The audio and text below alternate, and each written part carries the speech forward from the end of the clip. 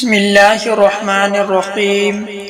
حضرت خباب رضی اللہ تعالی عنہ کی تکلیفیں۔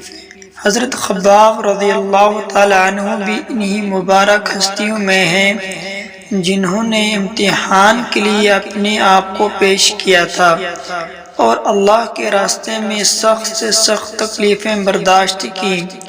شروع ہی میں 5-6 آدمیوں کے بعد مسلمان ہو گئے تھے، اس لیے بہت زمانہ تک تکلیفیں اٹھائیں۔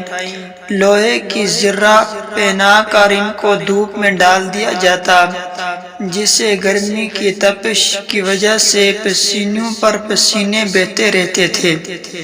اکثر اوقات بالکل سیدھا گرم ریت پر لٹا دیا جاتا، جس کی وجہ سے کمر کا گوشت تک گل سڑ گیا تھا۔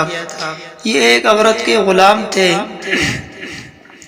اس کو خبر پہنچی کہ یہ حضور اقدس صلی اللہ علیہ وسلم سے ملتے ہیں، تو اس کی سزا میں لوہے کو گرم کر کے ان کے سر کو اس سے داغ دیتی تھی۔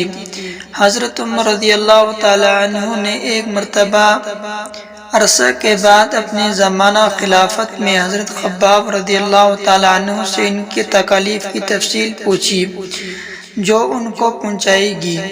انہوں نے عرض کیا کہ میری کمر دیکھیں۔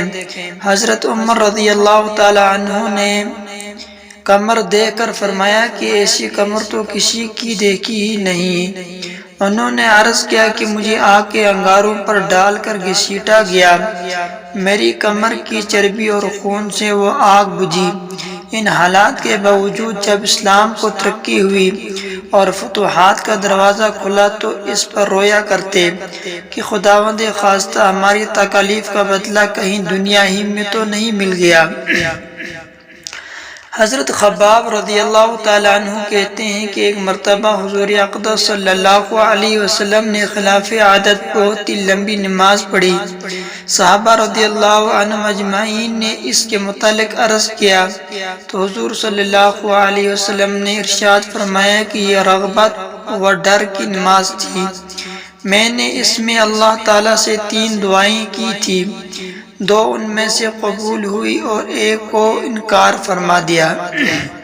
میں نے یہ دعا کی کہ میری ساری امت قحط سے ہلاک نہ ہو جائے، یہ قبول ہوگی۔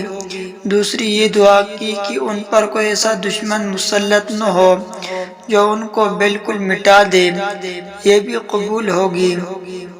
تیسری یہ دعا کہ ان میں آپس میں لڑائی جھگڑے نہ ہوں، یہ بات منظور نہیں ہوئی۔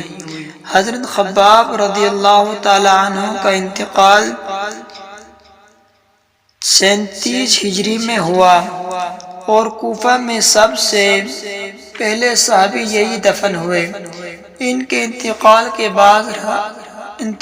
کے بعد حضرت علی رضی اللہ تعالی عنہ کا گزر ان کی قبر پر ہوا تو ارشاد فرمایا اللہ پاک خباب رضی اللہ تعالی عنہ پر رحم فرمائے۔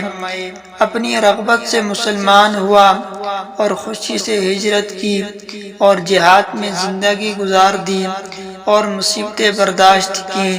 مبارک ہے وہ شخص جو قیامت کو یاد رکھے اور حساب کتاب کی تیاری کرے اور گزارا کے قابل مال پر قناعت کرے اور اپنے مولا کو راضی کر لے۔ حقیقت میں مولا کو راضی کر لینا انہی لوگوں کا حصہ تھا کہ ان کی زندگی کا ہر کام مولا ہی کی رضا کے واسطے تھا۔